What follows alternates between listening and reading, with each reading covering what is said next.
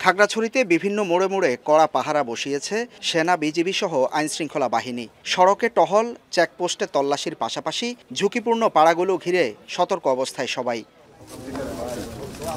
অবরোধ পরিস্থিতি কিছুটা শিথিল করায় গত 2 দিনের চেয়ে মঙ্গলবার পরিস্থিতির খানিকটা উন্নতি হয়েছে। খুলেছে কিছু দোকানপাট ও ব্যবসা প্রতিষ্ঠান। আতঙ্ক কাটিয়ে জরুরি প্রয়োজনে ঘর থেকে বের হচ্ছেন কেউ কেউ।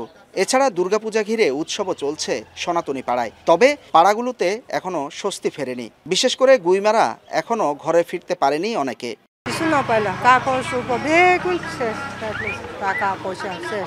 আমি বুঝি নির্মাণের শিল্প, সালাম স্টিল বোঝে ডিউরেবিলিটি। সালাম স্টিল, মোস্ট ডিউরেবল স্টিল। দুপুরে পুড়ে যাওয়া সেই গুইমারা ঘটনাস্থল পরিদর্শনে আসেন জেলা প্রশাসক, এসপি সহ প্রশাসনের ঊর্ধ্বতন কর্মকর্তারা। জানান, এ ঘটনায় 5 সদস্যের তদন্ত কমিটি গঠন করা হয়েছে।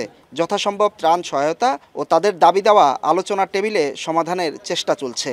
অবরোধ প্রত্যাহারের সাথে সাথে পরিস্থিতি স্বাভাবিক হলে আমরা কিন্তু খুব দ্রুত 144 ধারা তুলে নেওয়ার বিষয়টি বিবেচনা করব এবং আমি মনে করি তাদের যে দাবি দেওয়াগুলো রয়েছে সেটি পূরণের জন্য কিন্তু আসলে অবরোধ প্রত্যাহার করা প্রয়োজন। আশা করছি আমরা আলোচনার টেবিলে এটি সমাধান করব। সকালে সেনাবাহিনী জানান, পার্বত্য এলাকা নিয়ে একটি গোষ্ঠী গভীর ষড়যন্ত্র করছে, যার পেছনে বহিঃশক্তিরও ইন্ধন রয়েছে। এই সংঘর্ষ একটি বড় ধরনের পরিকল্পনার অংশ বলেও দাবি করেন তিনি।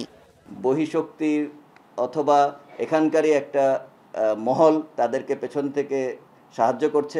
পার্বত্য চট্টগ্রামকে অস্থিতিশীল এবং সাম্প্রদায়িক দাঙ্গা সংগঠনের বিষয়টি একটি বৃহত্তর ষড়যন্ত্রের অংশ এবং এ ব্যাপারে এই সকল প্রমাণাদি আইনশৃঙ্খলা রক্ষাকারী বাহিনীর কাছে আছে। পরিস্থিতি নিয়ন্ত্রণে প্রয়োজনে আরও কঠোর হওয়ার ইঙ্গিত দেওয়া হয়েছে সেনাবাহিনীর পক্ষ থেকে।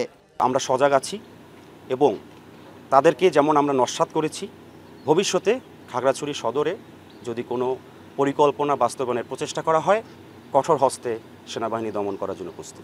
অবরোধ শিথিল হলেও খাগড়াছড়ি থেকে ঢাকা, চট্টগ্রাম ও অভ্যন্তরীণ রুটে যান চলাচল বন্ধ রয়েছে। আটকে আছে পণ্যবাহী শত শত যানবাহন। পরিস্থিতি এখনও স্বাভাবিক না হওয়ায় খাগড়াছড়িতে 144 ধারা অব্যাহত রেখেছে প্রশাসন। হোসাইন জিয়াদ, এখন, খাগড়াছড়ি।